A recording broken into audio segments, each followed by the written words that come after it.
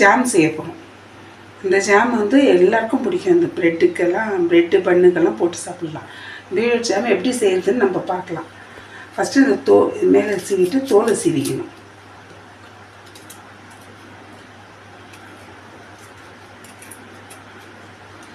தோலை சீவிக்கணும்.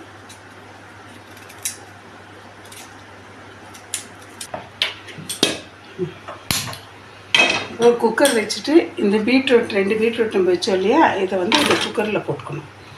குக்கரில் போட்டு பீட்ரூட் முழுகிற அளவு தண்ணி ஊற்றணும். பீட்ரூட் முழுகிற அளவு தண்ணி ஊற்றிட்டு ஜாமுக்கோசரம் இது முழுகிற அளவு தண்ணி ஊற்றிட்டு ரெண்டாவது இந்த குக்கரை போட்டு ஒரு 4 விசில் வந்தால் வெந்துடும். இது குக்கரில் போட்டு நம்ம கட் பண்ணி வச்சுருந்து அவிச்சி எடுத்துக்கணும். ஒரு 4 விசில்.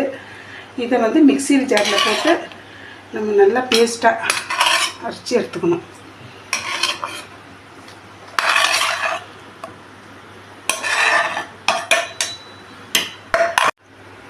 ஸ்டவ் ஆன் பண்ணிட்டு ஒரு பேன் வச்சுக்கணும். இந்த பேன் காய்ஞ்சிருந்தோம் இந்த பீட்ரூட் இது போட்டு சர்க்கரை போடணும்.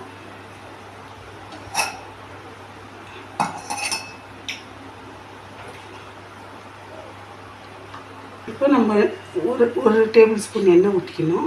எண்ணெய் ஒட்டாமல் வர்றதுக்கு. இந்த பீட்ரூட்டு இதை வந்து ஒரு 1/2 கிலோ பீட்ரூட் இருக்குது, அதை பேஸ்ட்டாக அப்படியே போட்டுக்கணும்.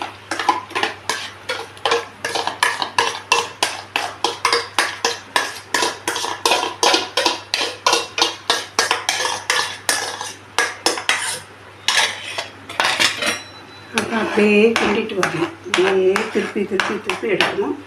இதில் 3 ஏலக்காய் விதை மட்டும், தோல் போடக்கூடாது, வெறும் விதை மட்டும் 3 ஏலக்காய்.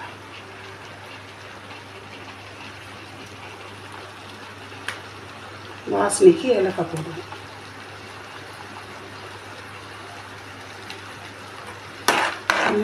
திருப்பிட்டு வரணும். அல்வா பதத்துக்கு வரணும்.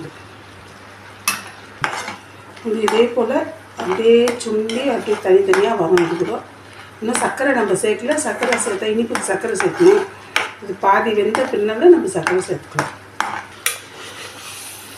எங்களுக்கு 2 கப்பு சர்க்கரை போடலாம்.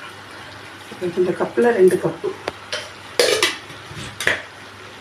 சர்க்கரை போட்டு நல்லா கிண்டணும். ஒரு சிட்டிக்கை சால்ட் போட்டுக்கணும். நம்ம டேஸ்ட்டுக்கு வேண்டிய சால்ட். அப்போ டேஸ்ட் டிஃப்ரெண்ட்டாக கொடுக்கும். இப்படியே கிண்டணும். இது கூட தனித்தனியாக பிரியும். பார்க்குறதுக்கு எவ்வளோ கலர்ஃபுல்லாக இருக்குது. இது ப்ரெட்டு அந்த மாதிரி சாப்பிட்லாம். குழந்தைங்களுக்கு இயற்கையான கலர். நம்ம குழந்தைங்க பீட்ரூட் சாப்பிட்லன்னா இதை வச்சு நம்ம இப்படி பண்ணி கொடுக்கணும். இப்படி செய்து கொடுத்தோம்னா பசங்க விரும்பி சாப்பிடுவாங்க. இது போல் வரணும். இது பாருங்கள் எவ்வளோ அழகாக தெரியுது கலரும். அதே மாதிரி எந்த கலரும் நம்ம எக்ஸ்ட்ரா சேர்க்கல.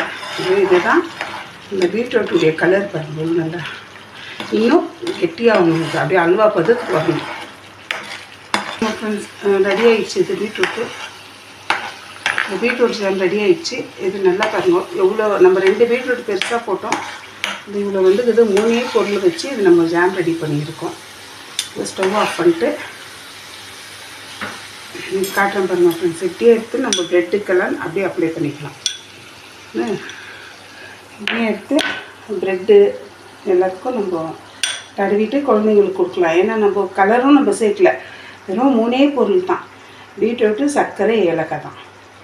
இங்கே பாருங்கள் எப்படி படிப்படியாக வருது.